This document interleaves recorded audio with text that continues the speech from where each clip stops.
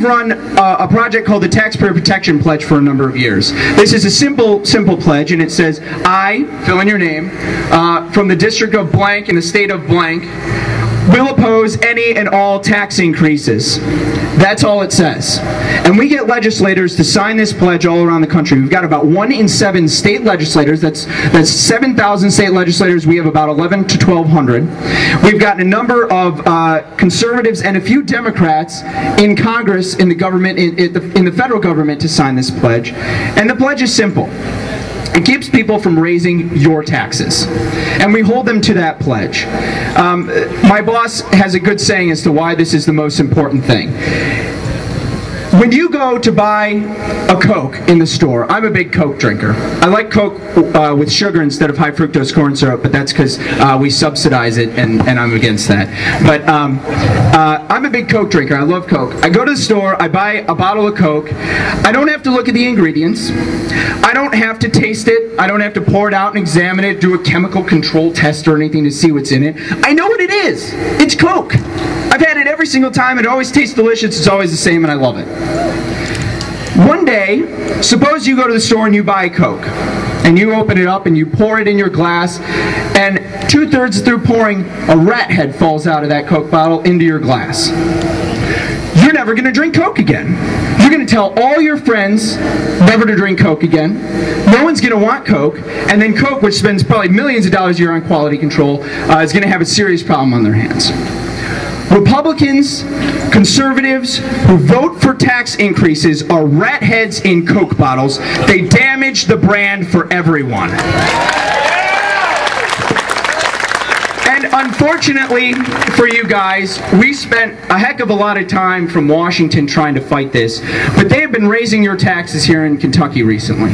They raise your alcohol tax, which I'm sure you're all aware of. They raise your cigarette tax, which I'm sure you're all aware of. And they pass a number of other tax increases that you probably didn't even know about. They pass a tax on digital downloads, so when you go to Amazon.com, now you got to pay tax on everything there. There's serious issues with the Interstate Commerce Clause of the Constitution, but hey, they didn't really care about that, like they normally, never do.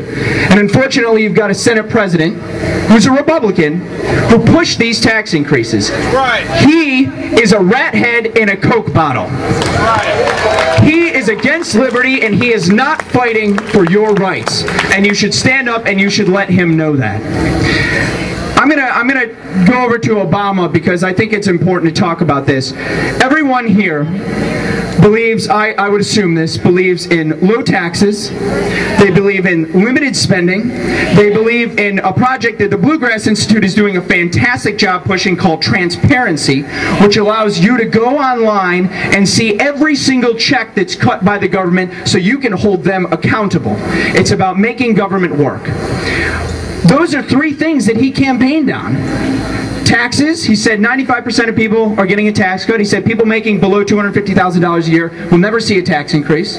He campaigned on transparency. He was going to let every bill sit on his desk for at least 5 days so people could have time to read it over before they supported it. Yeah, exactly. Hey, that's right. And now he said, I will cut, for every new spending program, I am going to cut a spending program or scrub government to compensate.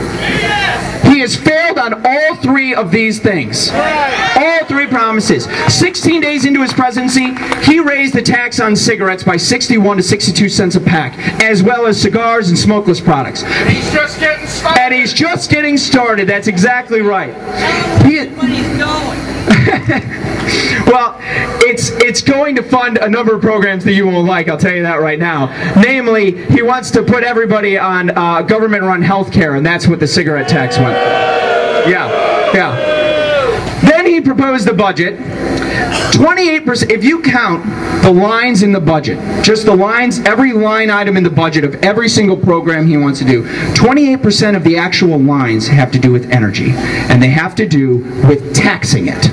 Right. Boo. He wants to kill coal. Yes, he wants to kill coal, but he wants to do even worse things than that. He wants to tax domestic energy production just from the Gulf of Mexico. Energy we produce here at home. He wants to tax it. If you add up all the tax increases on energy, you will see a tax increase on you for $7,000 a year for per American family. A $7,000 tax increase. Now he's trying to tax companies. That's what he's trying to do. But what do companies do? They pass it on to you in higher prices, or they lay off people and they cut their wages. That's what they do. And they go offshore. Yes, and then they leave this country, and they're all doing it. Why should we, who have a 35% corporate income tax rate, we're competing with Ireland that has 12%. And you're wondering why people are leaving this country, why your employers and your businesses are leaving this country. When you count cap and trade in on top of that $7,000, that's another $3,100 he's going to tax you. That's $10,000 a year per American family, and it doesn't matter if you make more or less than $250,000, you're going to pay for it. And that's wrong. On transparency, he said every bell's going to sit on his desk. As of Monday of this week, he signed 11 bills into law. One bill sat on his desk for more than 11 days, or for more than 5 days. Wrong.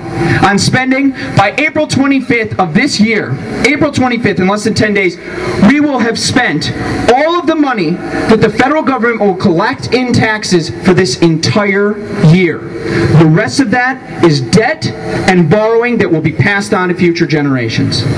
He is taking our points on taxes and spending and transparency, and he campaigned on them, and he got some votes for him because people, a majority of people in this country, the center-right movement in this country, agrees with that. They agree with low taxes, they agree with less spending, they agree with transparency. He campaigned on him, and he lied about him. And we're going to hold him accountable for it. These Tea Parties are a movement in this country. They have awoken a sleeping giant, and we're going to press forth, and I continue to all keep standing up for what you're doing. You're doing great things here in Kentucky. Fight for liberty goes on.